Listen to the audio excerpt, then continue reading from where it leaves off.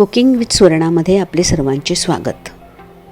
सर्वप्रथम मकर संक्रांतीच्या सर्वांना हार्दिक शुभेच्छा। आज आपण मकर संक्रांती स्पेशल गुळाची पोळी बनवणार आहोत।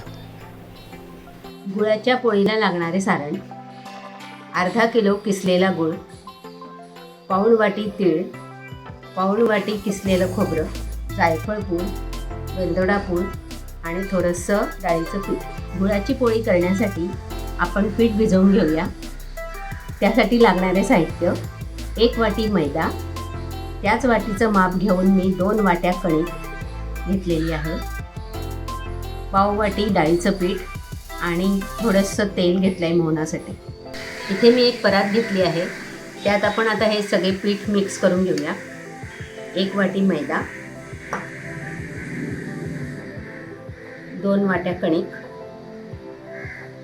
आणि पाव वाटी डाळीचं पीठ आणि त्यामध्ये हे मोहन घातलेलं आहे। आपण साधारण पोळ्या करताना जेवढं मोहन घालतो त्याच्यापेक्षा थोडं जास्त घालायचं आहे। पिठामध्ये मोहन थंडच घालायचं आहे। आपण आता हे तेल पिठामध्ये मिक्स करून घेऊया।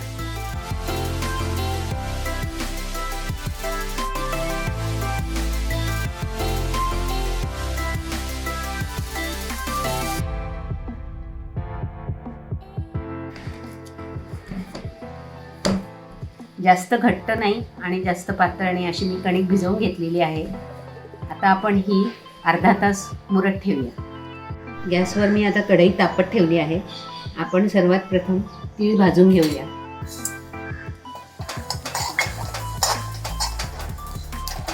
गुलाबी होस्तवर भाजून घ्यायचं आहे। कडकडण्याचा आवाज येईल तिळाचा। तीळ भाजून झालेले आहे, आपण आता हे काढून घेऊ।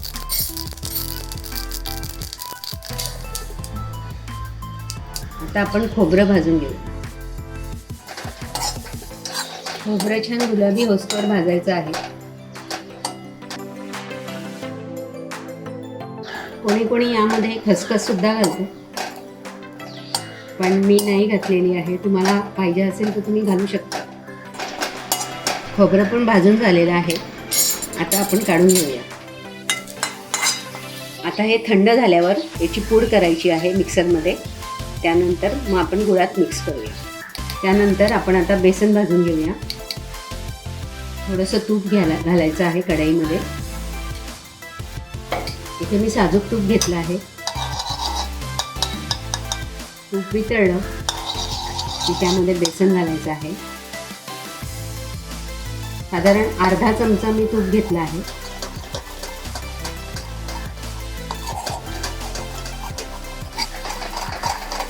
आता आपले बेसन भाजून झालेलं आहे।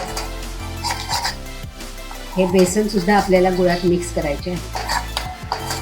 हा अर्धा किलो किसलेला गूळ, चांगला पिवळा गूळ घ्यायचा आहे। कोल्हापुरी गूळ घेतला तर जास्त छान। मी इथे कोल्हापुरीच गूळ घेतलेला आहे। त्यानंतर तीळ आणि खोबऱ्याचं मिक्सरमध्ये केलेली पूड, खमंग भाजून घेतलेलं बेसन, वेलदोड्याची पूड, जायफळ पूड। आता आपण हे मिक्स करूया। गुळामध्ये सर्व जिन्नस घालून एकजीव करून घेतलेला आहे। आता आपण पोळ्या करायला घेऊया। पोळीला घेतो तेवढा गोळा घ्यायचा आहे। त्यानंतर पुरणाच्या पोळीसारखं आपण याची पारी करून घेणार आहोत। त्यामध्ये आता गुळाचं सारण भरूया।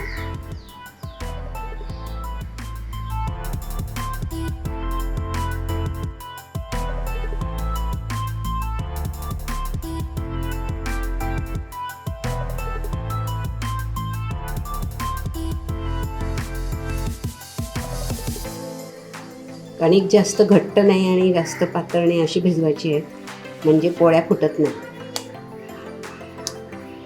असं झालेलं आहे। इथे मी तांदळाची पिठी घेतली आहे, त्याच्यावर आपण आता लाटूया। हलक्या हाताने लाटायचे आहे।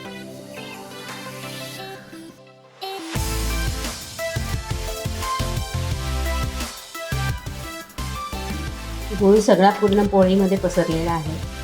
आता आपण मीडियम गॅसवर आपण भाजून घेऊया.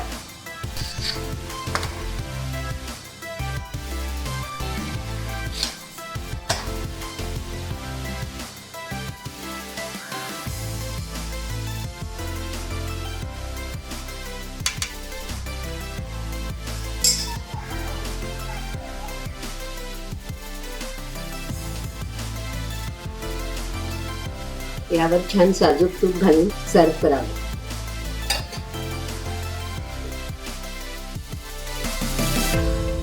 गोड खुशखुशीत गुळाच्या पोळ्या तयार आहेत. तुम्हीही करून बघा आणि कशा झाल्या कमेंट बॉक्समध्ये कळवा. आणि महत्त्वाचे म्हणजे कोविड केसेस वाढत आहेत. तुमची आणि तुमच्या कुटुंबाची काळजी घ्या. सर्व नियम पाळा. परत पुढच्या व्हिडिओमध्ये भेटूच. बाय. Take care.